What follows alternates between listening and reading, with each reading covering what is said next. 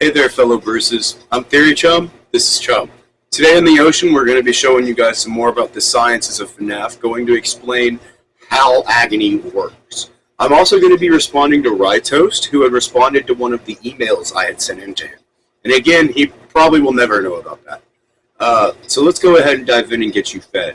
We got quite a bit of hungry sharks today, guys, so we need a few extra baits.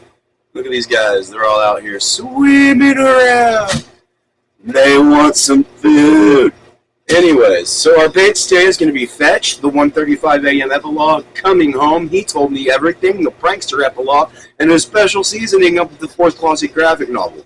So the reels we're going to be using for this bait is going to be the sciences of FNAF's zero-point field, the properties of light at a subatomic level, the properties of dark at a subatomic level, as well as Einstein's law of conservation of energy, the concept of wave-particle duality and the observer effect, and finally, Coulomb's law.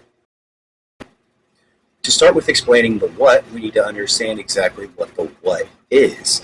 For this, we turn to the 1:35 a.m. epilogue, following yet again Phineas Taggart, where he consistently calls what we're looking at agony. From this, as well as a few other places, I believe the community has dubbed this entire energy as agony. Now, this is not to get confused with agony, the emotion, which is a contributing factor for this energy. Now, throughout the epilogue, we get told in both narration and happenstance that this energy follows electric properties. The first of these would be the key factor to the epilogue of 1:35 a.m., and that's going to be EDA, or electrodermal activity, or also known as galvanic skin response back in the day. It's the skin's ability to conduct a current of electricity, right? There's a device consistently used in measuring EDA where they put two electrodes on the skin and then they run a small current between those two electrodes. How well that current can flow without any resistance is how they test EDA. Now, Taggart uses these and various other machineries while making the stitch rate, and they successfully detect this energy. This would not be possible if the charge was not in a current, because the two electrodes on the skin has to have a current between them to pick it up. Otherwise, the electrodes would not pick it up. We get reaffirmation from this by Professor Talbert when he says it's like water conducting electricity. We also get direct narration that Taggart felt the electric energy dance across his fingertips. So let's put that first part of the bait in the water. This energy known as agony follows electric properties. Now that we know this, we want to find out what makes this current. To do that, we need to understand that any current has a positive and a negative polarity. This is because a current is created by the movement of particles. Whenever the particles move and collide, they become molecules, and then those molecules that collide again, and they become ions. These ions are what charges the current, whether it's negative or positive. The place we're going to look at is the biggest place of misunderstanding of agony being only a negative emotion. This is where I feel that the community has misconstrued what has been said to us to say that agony, the energy that contains this consciousness, is only negative energy. So we're going right back to Taggart, that decade-long professional in the series. He speaks of this experiment where he confirms that love has a great influence on this energy. But his experiments found that negative emotion creates a more potent charge. This isn't saying that agony is only negative. It's saying that the negative charge is just more powerful. And I'll explain this when we get to explaining agony to its subatomic level. We have to know what this energy does consist of. But we're being told that both negative and positive emotions influence this energy. And influence, whenever you're speaking in terms of energy, is anything that's going to affect, alter, charge, anything that's going to change that energy in any way is an influence. And that's what Taggart is telling us here. Both love can charge this emotion, and hatred can charge this emotion. And again, since it's an electrical charge and it has two polarities, we're being told the positive and negative sides of this energy. Now, on this level, we're only at a molecular level. We're only talking about agony as ions, which is after it's collided. I want to take us further than that, because even as Mr. Jacobi says in Fetch, the field exists to a subatomic level. So to be clear, subatomic makes molecular, molecules make ions. They're building blocks. To figure out what this energy has in its subatomic state, we have to know what this energy does, consists of, or how it follows our understanding of the laws of nature and physics. These building blocks that tell us what something does is what it is are called properties. So what properties does this energy follow? Well, it's my opinion that these properties follow the natural occurrence of light photons and the theoretical occurrence of dark matter photons. And this is revered throughout the whole series, light versus dark, good versus evil. This is it on a scientific level. Before we dive into these, it's important to note that photons contain a neutral charge on the electromagnetic wavelength. But as we've been told by Taggart and others in FNAF, positive and negative emotion influences this energy. So the ions that created them are giving the charge to the photons, because the photons are coming in as the particles that are neutral. The emotional energy comes in, making it positive or negative, and then that charges the ion by the emotion. You have a bad emotion, creates negative energy charges the photon negative, makes the ion negative. To give more insight into what I mean, emotion is energy, and we are actually building up or losing energy based off of the types of emotion we're feeling. Let's look at this water as a photon. It's a neutral, clear energy that is nothing. It's not positive, it's not negative, just perfectly clear. Now, let's say we add some Freddy Flaz Fliz generic additive to it, right? This is going to be our emotion. You can't really see. Let me get some more on that. I guess we weren't very emotional for that, right? Pretty much, you put it into the water, and then the water starts changing. And that's the same thing with photons in this. The energy is going to constantly change our water. The next bait getting tossed out today are the properties of light photons and theoretical dark photons. The easier one here to tackle is going to be light, because we can actually interact with light, so we know how light works because of that. So, for instance, we know that light, whenever it's converted off and it's released as heat. We also know that light, well, shines, right? Like it's a bright light. That's what light does. Our eyes absorb it, we see it. That's a pretty solid property of it. So, what we can look here is to see how these things happen in the parts of the stories that tell us where this is happening.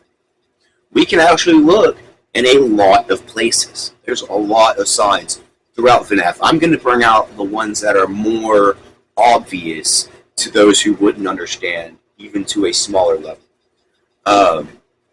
The first is going to be the coming home story, where Samantha feels warmth at the release of the positive energy of love with Susie at the end of coming home. Also note here, the usage of the word waves. This will be important later. We see this energy heat up as heat in various places, including that he told me everything in the Blackbird epilogue. Another note for this energy is solar barriers. That's right, we're going there. These mental shields of light the experimenters are trying to put up in these experiments are based in real science. The mental shields of light the experimenters are trying to put up in these experiments actually exist as solar barriers.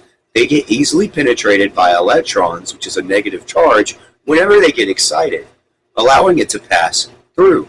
This is why mental shields aren't fully effective in the books for the experiments. Those who went under it with that Taggart spoke about, they only felt less effects. They didn't feel no effect. It didn't affect them at all, affect them to a lesser degree. This is also why Taggart, whenever he tried to put up his mental shield when the Stitch Wraith touched his face, it didn't work, because it doesn't completely cancel out whenever you're making it from a human perspective.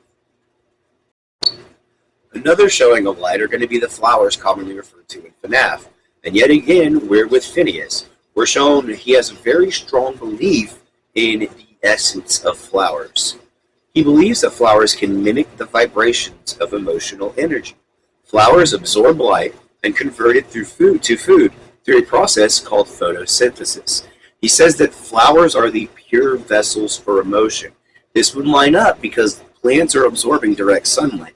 And unlike people who also feel negative emotion, they're just going to be this positive polarity, just positive ions. That's why he's saying it's a pure vessel. And then really there's just the obvious, where at the end of the epilogue, Taggart gets electrocuted. It's being pretty defined as electrocution here. This positive ion also creates bright lights, as seen in the Blackbird epilogue as well as the Prankster epilogue. It's important to note that the energy being green in this series has significance as well, as green is the wavelength of light that's least absorbed and more often reflected, like a plant with its chlorophyll. This is why we see plants as green, because the green wavelength is being reflected back out. And the reason this energy would be green in FNAF is because whenever it's released, it's absorbed into all of the surfaces, which leaves the only wavelength is that one being reflected back. So the energy that we see in Charlotte or Sister Location with that little piece on Circus Baby, that's positive energy. That's good energy, that's light. Well, that was fairly simple for light, but now we have to look into dark matter. Dark matter is the substance that we believe is ever expanding at the edges of our universe. Dark matter is known to be incredibly cold, as it's in space at absolute zero temperatures, and it's known to have a high gravitational pull. Because of its extremely insignificant mass, it cannot be interacted with on any level. Now, through Einstein's law of conservation of energy, we know that energy, like mass, cannot be created or destroyed, it can only be converted. And through this very belief, we get dark photons, which is a particle just like the real-life photon. We're going to go over this more in wave-particle duality in a moment. And these also exist on a subatomic level, just like Mr. Jacoby said. Now that we know this energy is associated with the cold and high gravitational pulls, we can find these two things fairly easily in Five Nights at Freddy's, again as in Step Closer and as well as in the Prankster epilogue. Now that we know that this energy is theoretically associated with cold and high gravitational pulls, we can find these two things fairly easily in FNAF, again as in Step Closer as well as the Prankster epilogue. Afton also had a large gravitational pull, as he was shown pulling in pieces of the factory. This energy was also able to interact and distort with light when Taggart shone a blue light on it, when gravity in dark matter is the only pull known strong enough to distort light. Think of a black hole. We don't actually see a black hole. We see the light being distorted around it. Now, to understand this dark matter energy, we look to the zero-point field, which Mr. Jacoby states that this field exists on a subatomic level, and the zero-point field is actually believed to exist in an absolute zero field. Absolute zero is the coldest unit of temperature anything can reach. So, the sea of energy is believed to be infinite because that energy will always return back to the field whenever it's converted and released back out. Now, this isn't the case for dark matter because dark matter has an extremely insignificant mass, so it can't convert, right? So, take these cups, right? The light from my camera is shining onto it, it's grabbing on, then it's being absorbed into this atmosphere. Dark matter can't do that. I believe since dark photons, unlike light photons, have nothing to absorb into in their surroundings, that this is why Taggart is saying the emotion that the negative energy is more potent. Light gets absorbed, dark does not. It's also important to note here that dark matter is associated with two colors. One's going to be blue, but the other one is purple. And it's purple because of its temperature scale and how it's associated with the dark aspect of it all. As well, NASA uses purple imaging, false imaging. It's not actually purple, but they use like a purple image to see it in their computers through space. The first thing we're going to go over is wave-particle duality. This is a very simple concept that says energy is either going to exist in a wave state or a particle state. We actually see this in FNAF. Taggart actually goes in and tells us about this whenever he's talking to Ruben.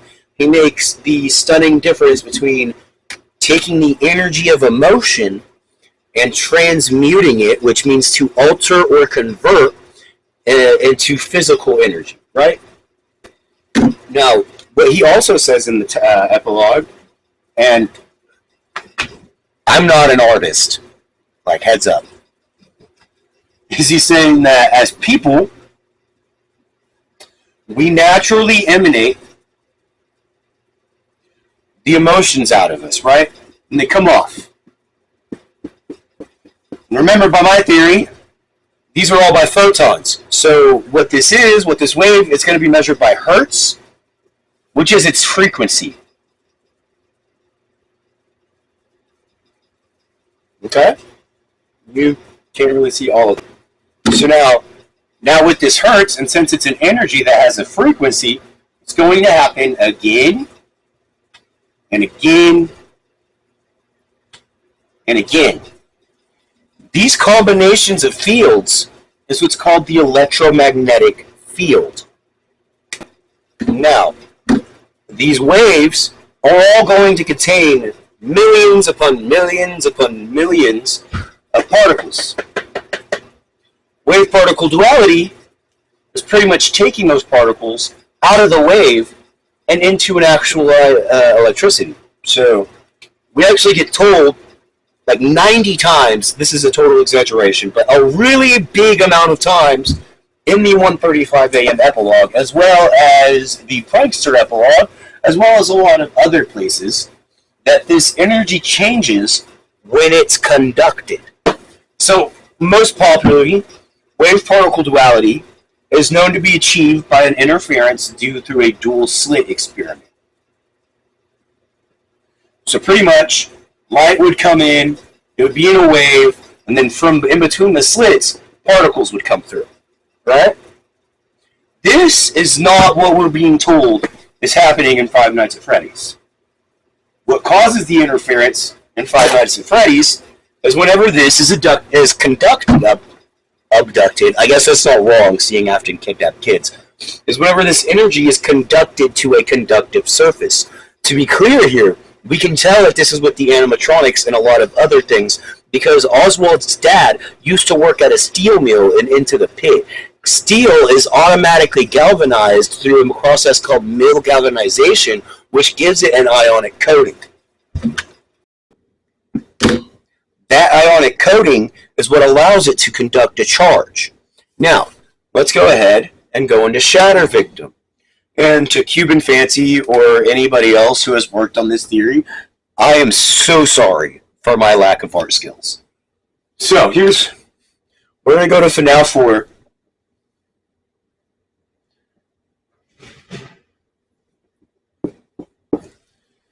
That is Big Bitey Fred Boy, okay?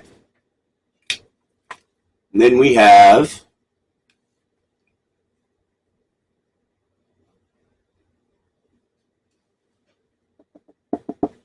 Crying Child McGee, right? So right now, he is already emanating these waves because he's terrified, he's scared. His emotion is charging the photons inside of him to a negative energy. So from here, Big Bitey, he gets his brother and the bullies. I'm not an artist. Don't blame me. His brother and bullies put the little boy in the bear's mouth. Whenever this happens,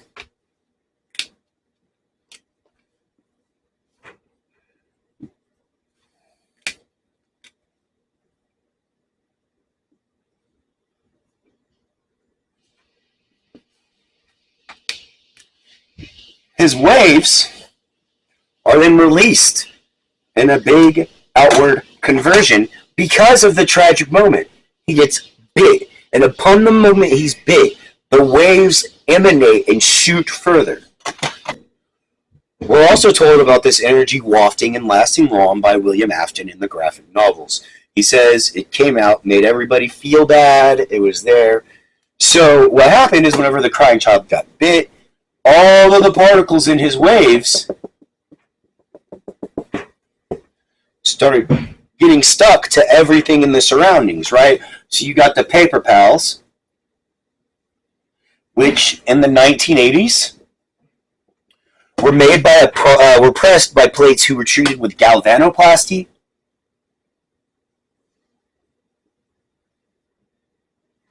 And this would actually put a very slight conductive wax surface onto those old paper plates you used to see with those weird design.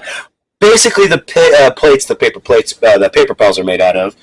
Wooden veneer also has this conductive surface. It's very, very slight, nothing significant, but it still can conduct, right? It doesn't need to be a huge conduction. It just needs to hold the energy, because the energy itself is what's infinite. So really, you could have a very small conductive surface on a very large item, and that surface is going to conduct against all of it, such as Toy Freddy in the Toy Animatronic Freddy in the epilogue. Not the epilogue, the graphic novel.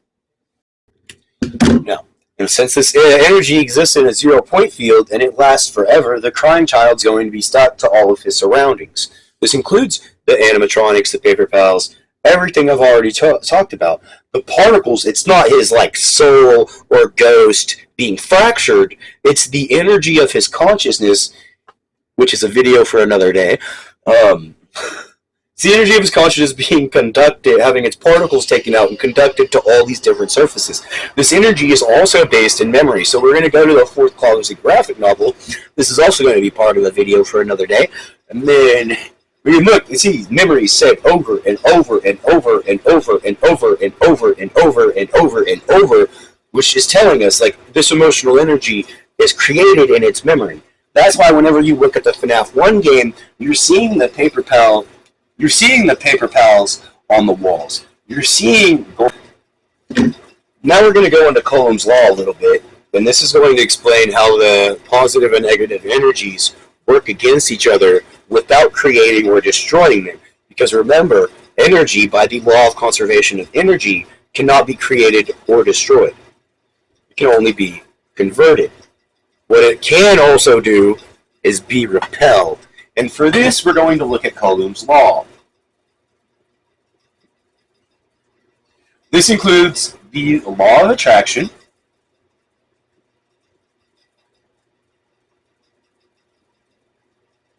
and the inverse. I will explain this in just a second. So what Coulomb's law is saying is, in comparison to how powerful one charge is, one ion depends on how it's going to repel or attract the other one.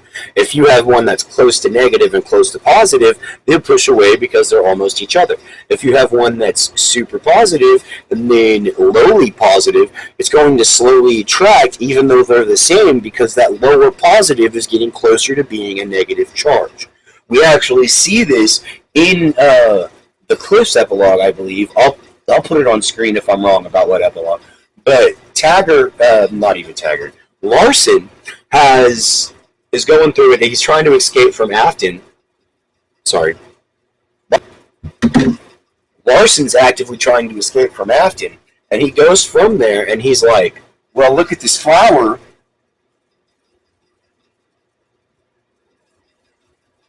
Up here, it's not affected at all by Afton's pressure. We see at the end of the epilogue where Afton is defeated that Jake acknowledges Afton had no real power. This is saying Afton had no energy. So it doesn't matter how much positive charge this flower had, nothing Afton could do would not be repelled back, because he has no charge. So he's negative. So he could be like, say, negative 1C, negative 2C maybe. He's a very insignificant charge. But the flowers, as talked about and explained by Taggart, are these pure charges with these pure particles inside of it. That is why the flower is unaffected. This is why it keeps Taggart safe with his collection of agony in his protection room. It's because... And with that, we come to the end of the video, where I'll be responding to Riot's host responding to my email. Again, he doesn't know about this. He probably doesn't even know who I am. He probably doesn't even remember my flower email. I'm the first person on this episode here. Hi, I'm Ethan.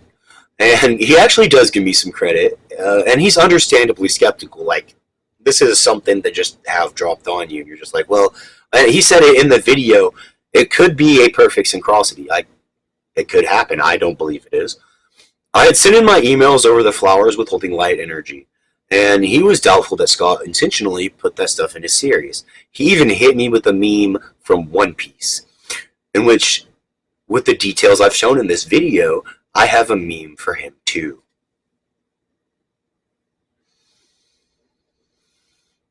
Well now, it seems the sharks over here have gone all and calmed down. I hope I was able to open your eyes a little bit to help you see part of the sci-fi series that Scott has put in and has told us many times is in front of our faces. Thank you all so much for swimming in the ocean with me.